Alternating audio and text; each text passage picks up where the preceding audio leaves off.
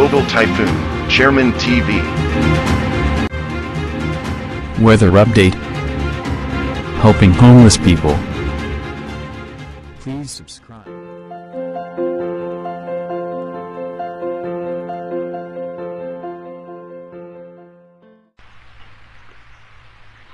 Magandang gabi po. Ito po ang latest update natin na ngayong araw, August 15, 2024. Patuloy pa rin nga pong umiiral sa ating bansa yung southwest monsoon o yung hanging habagat, lalong-lalo na nga po sa parte ng extreme northern Luzon.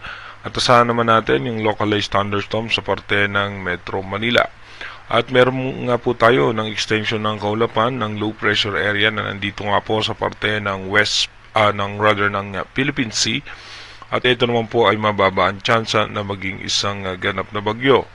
Pero ayon nga po sa latest update ng advanced weather forecast sa susunod na linggo nga po, meron tayong posibleng sama ng panahon na i-monitor na posibleng papasok nga po yan ng Philippine Area of Responsibility, at ito ay magiging posibleng tropical depression or mahinang bagyo. So ngayon nga po dito sa ating rain map animation, mamaya nga po aasahan natin alas 10 ng gabi ay makulimlim ang kaulapan ng halos buong Luzon na paminsan-minsan may pagkalat-kalat ng pag-ulan. At pagdating naman po kinabukasan ng alas 3 ng madaling araw hanggang alas 5 ay mananatiling maayos nga po ang lagay ng ating panahon. Dumako nga po tayo sa ating advanced weather forecast. Dito po sa ating advanced weather forecast bukas, August 16 ng umaga, yung low pressure area nga po natin dito sa may parte ng Philippine Sea ay posibleng malusaw na rin po kaagad dyan, at asahan pa rin po natin na makaka-apekto pa rin nga po yung habagat. At pagdating naman po ng August 17, asahan natin magkakaroon ng panibagong low pressure area sa parte nga po ng eastern section ng Taiwan. Pagdating naman po ng August 18 hanggang 19, yung panibagong sama ng panahon o low pressure area ay magtutungo nga po yan dito pataas sa may parte ng China or dito nga po sa may parte ng Korea. Pagdating naman po ng August 20 hanggang 21, asahan po natin tuloy-tuloy nga na magiging maayos at maganda ang lagay ng ating panahon, at wala naman tayong naasahan na posibleng malalakas na pag-ulan.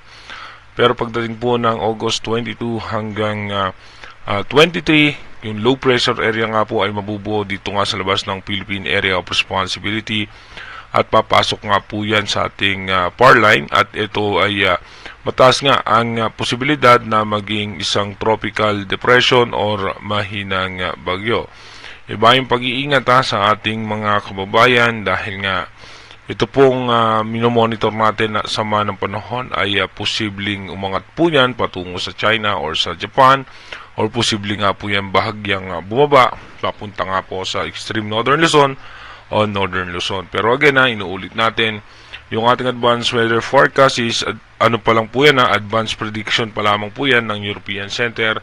Malaki pa rin po ang posibilidad na magbago yan. Kaya manatili po tayong tumutok sa ating advanced weather forecast para malaman natin yung mga posibleng sama ng panahon na makaka-apekto sa ating bansa. Mag-iingat po tayo. God bless po sa ating lahat.